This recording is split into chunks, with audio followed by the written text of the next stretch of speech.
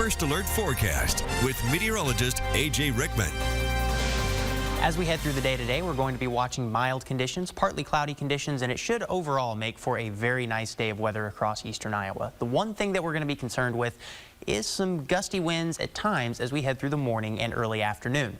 We'll be watching for those winds to get above 20 miles an hour at times, perhaps close to 30 miles an hour early in the afternoon, and then they do quickly taper off as we get into your evening and overnight.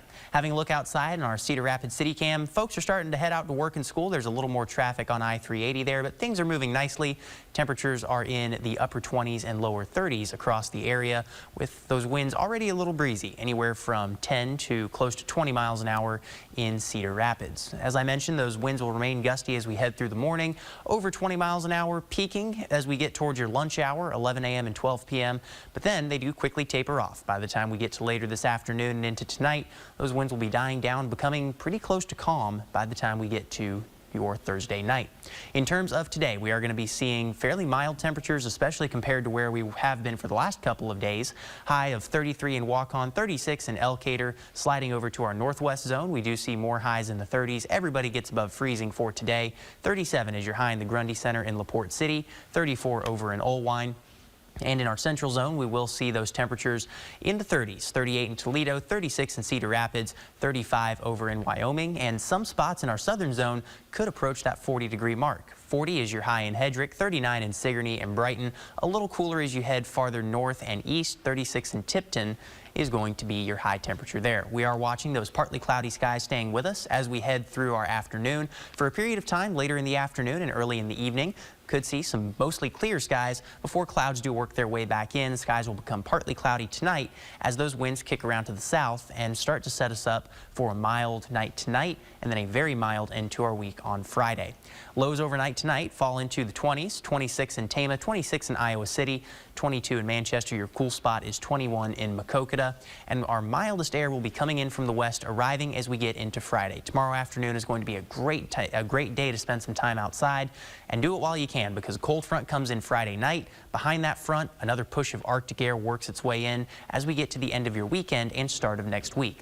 Now, as this front passes, we're not going to be looking at much in the terms of precipitation. Most of your rain and snow will be staying off to our south and to our east. What that means for us is we will be seeing a pretty drastic temperature change, but nothing in the way of rain or snow chances as we head through your weekend and into the start of next week. Here's a look at those numbers. 44 is your high on Friday. Saturday, we're going to be seeing temperatures falling quite a bit. Windy conditions usher in that Arctic air. Highs are only in the 20s. By the time we get to next week, high temperatures fall into the single digits on Sunday and Monday. The good news is we get towards the middle and end of next week, temperatures moderate once again, but we are going to be in for quite a shock as we go from highs in the 40s on Friday into the single digits on Sunday and Monday. And speaking of those big temperature changes, that does bring us to our weather-wise question for this week. So the weather-wise question is, if it would pull up, maybe it will, maybe it won't. It's a question for you, too, to remember what it was. For me. So, and I do remember the question. There we go. All right. So, what is the largest recorded 24-hour temperature drop in the state of Iowa? Looking across the entire state, is it a 65-degree temperature change, a 72-degree temperature change, 51 degrees, or 55 degrees? Any time of year? Any time of year. Oh, we've had some big ones. Yeah, very Midwest to have big changes. Yeah, yes, one day to the next, you could change your whole outfit. Absolutely.